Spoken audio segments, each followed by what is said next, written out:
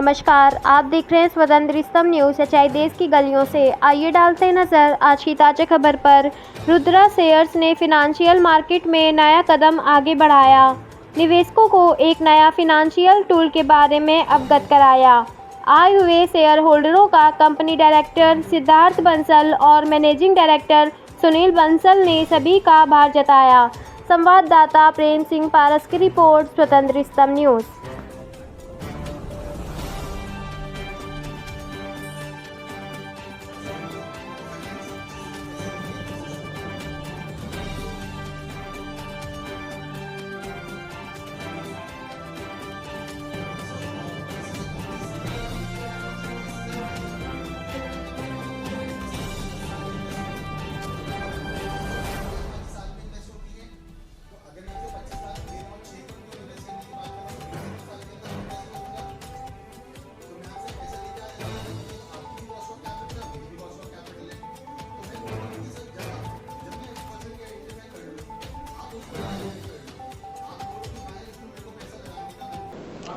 Sir नमस्कार। नमस्कार sir आपका स्वतंत्र स्तंभ न्यूज़ में स्वागत है।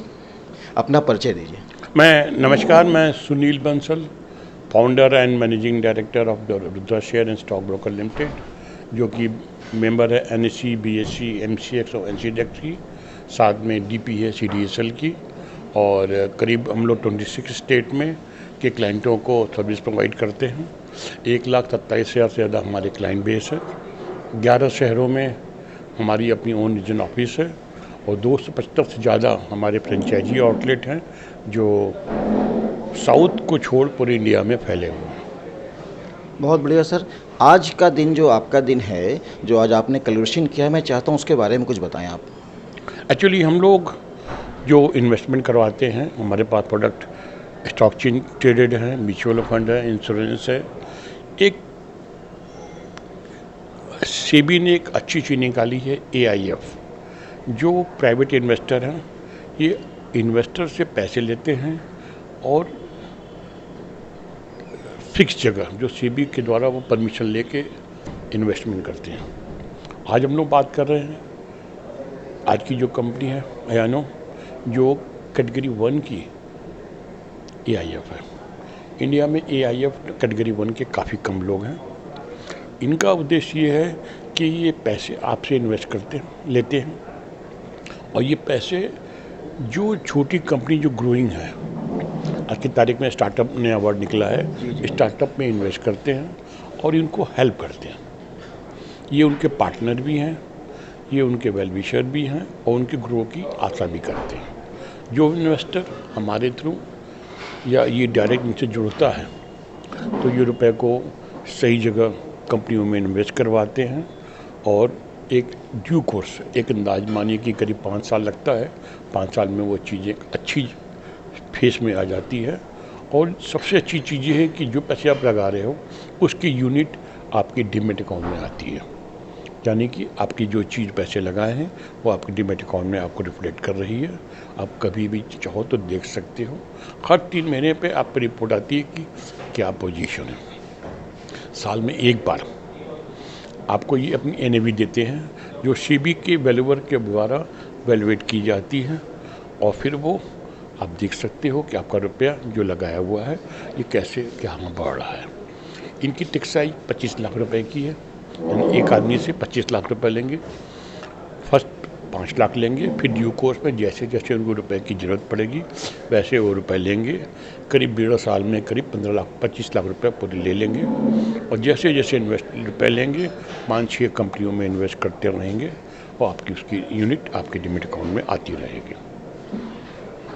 आपके हिसाब से ये बिल्कुल इन्वेस्टमेंट एकदम सेफ़ है, सेबी से रिलेटेड है पूरा और डीमैट अकाउंट में हमारे शो करेगा। पहली बात ये है, शेयर बाज़ार में कोई चीज़ सेफ वर्ड इस्तेमाल करना मना है। दूसरी चीज़, आज की तारीख में सेबी इतनी ज़्यादा ट्रांसपेरेंट हो गई है, इतनी क्यूरी रखती है, तो कोई गलती की संभावना नहीं है। आपके इन्वेस्टमेंट करने में गलती हो सकती है, लेकिन चीज़ें अगर सोच समझ के की जा रही है, और ये तय मानिए कि स्टार्टअप में अगर आप 10 कंपनी में इन्वेस्ट कर रहे हैं तो 3 कंपनी तो बैठ जाने वाली है। 7 कंपनी आपको अगर इसको कायदे से सही जगह से तरीके से उसको समझा रहे हैं, करा रहे हैं, उसको इन्वेस्ट करते जा रहे हैं, तो एक बहुत अच्छा इन्वेस्ट करती है, रिटर्न आती है। आज आप देखें, आज ओयो देख लीजिए, आज कोई भी कितनी कंपनी है, टमाटो देख लीजिए, स्कूजी देख लीजिए, इतनी कंपनियां स्टार्टअप तो थी जी हाँ। आज ये कंपनी कहाँ से कहाँ पहुँच गई हैं। तो कुछ कंपनी मर भी गई, जो इनको देखा देखी आई, उन्होंने तैयारी कायदे से नहीं की, वो मर भी गई। तो ये स्टार्टअप का काम है। 10 में 3 कंपनियां मर जाने वाली हैं, 7 कंपनियां आपको आगे बढ़ेंगी। कुछ कंपनियां ओवर आपको रिटर्न देंगी, कुछ मीडियम रिटर्न देंगी। कुल मिला के आपको अच्छा रिटर्न मिलेगा, ऐसा पुराना रिकॉर्ड कहता है। सर मैं ये चाहता हूँ कि जो हमारे से रिलेटेड इन्वेस्टर हैं, आपसे रिलेटेड, तो उनको कोई आप संदेश देना चाहते हैं? यस, अगर वो लॉन्ग टर्म का विजन रखते हैं तो उनको ज़रूर इन्वेस्ट करना चाहिए, एक विश्वास के साथ, एक लंबे समय, कम से कम जिसको 5 साल का हॉरिजन हो तो ही वो इन्वेस्ट करे, अदरवाइज उसको कल निराशा हाथ आएगी। बहुत बहुत धन्यवाद आपका सर। Thank you. सर नमस्कार। नमस्कार। स्वतंत्र स्तंभ न्यूज़ में आपका स्वागत है और मैं चाहता हूँ कि आप अपना परिचय दीजिए। मैं आशीष पडियार। हम लोग एक SEBI registered Cat 1 angel fund है ऑक्सानो, उसके प्रमोटर्स हैं। मेरे साथ करण हैं, ये प्रिंसिपल हैं फंड के। हम लोग जो भारत का स्टार्टअप इकोसिस्टम है जिसमें हम लोग पैसे लगाते हैं, हम ये चाहते हैं कि उसमें जो टियर 2 टियर 3 सिटीज़ हैं जैसे कि कानपुर, लखनऊ वगैरह वगैरह, उसमें से ज़्यादा लोग उसमें जुड़ें और साथ में उसमें पैसे लगाएं। पैसे लगाने का जो आप बता रहे हैं, तो इसका कुछ किस तरह से इन्वेस्टमेंट हो रहा है, किस तरह से, क्या ये औरों से अलग है? ये बिल्कुल अलग है, क्योंकि जो स्टार्टअप होता है वो शेयर मार्केट में कंपनी अभी आई नहीं होती है, तो उसमें पैसे लगाने का तरीका और उसमें पैसे लगाने क्यों लगाना है, वो दोनों चीज़ें बिल्कुल अलग हैं। तो इसके लिए इसमें सिर्फ वही इन्वेस्टर आए जो टाइम होराइज़न होता है वो कम से कम 5 साल से ज़्यादा का होना चाहिए। इसके अंदर लिक्विडिटी नहीं होती है, तो जिसके पास अगर इमीडिएट पैसे की रिक्वायरमेंट है वो इसमें पैसा नहीं लगाए, क्योंकि जब आपको ज़रूरत होगी और आपको कहिए कि जैसे म्यूचुअल फंड्स और स्टॉक्स में पैसा आप बेच देते हैं और अगले 2 दिन में अकाउंट में पैसा आ जाता है, वो इसमें लिक्विडिटी नहीं है, इसके अंदर लिक्विडिटी नहीं होगी। तो ये लॉन्ग टर्म का प्रोडक्ट है और लॉन्ग टर्म के लिए ही पैसा लगाएं इसमें। लॉन्ग टर्म का मकसद कितने साल तक, 5 साल, 10 साल, 20 साल? 5 से 7 साल के अंदर जो एक फ़ंड का ड्यूरेशन होता है, उसमें एक फ़ंड मैनेजर की हमेशा ये कोशिश होती है कि वो अपने इन्वेस्टर्स को ज़्यादा से ज़्यादा रिटर्न बना के दे, तो कम से कम 5 से 7 साल का टाइम फ्रेम इसके अंदर होना चाहिए। इन्वेस्टमेंट सर इसमें किस तरह से ग्रेजुअली होता है कि वन टाइम होता है? इसमें जो इन्वेस्टमेंट है वो ग्रेजुअली होता है। आप सेबी ने कैट 1 एंजल फंड है, उसमें कहा है कि आपके पास 25 लाख की मिनिमम कमिटमेंट होनी चाहिए। हम कमिटमेंट साइन कराते हैं, फिर एज़ पर जैसे जैसे हम कंपनी को सिलेक्शन करते हैं उसके बाद हम उसमें इन्वेस्टमेंट करते हैं। तो जितने हम इन्वेस्टमेंट करेंगे हम उसको अपने जितने भी हमारे निवेशक हैं इस फंड के अंदर उनमें बांटेंगे। सपोज़ 5 कंपनी में 5-5 लाख रुपए लगेगा, तो जैसे जैसे हम कंपनी शॉर्टलिस्ट करते जाएंगे उस तरह से हम पैसा लगाएंगे उनका। बहुत बढ़िया आपने सर मुझे बताया। मैं चाहता हूँ सर आप जो हैं अपना परिचय दीजिए।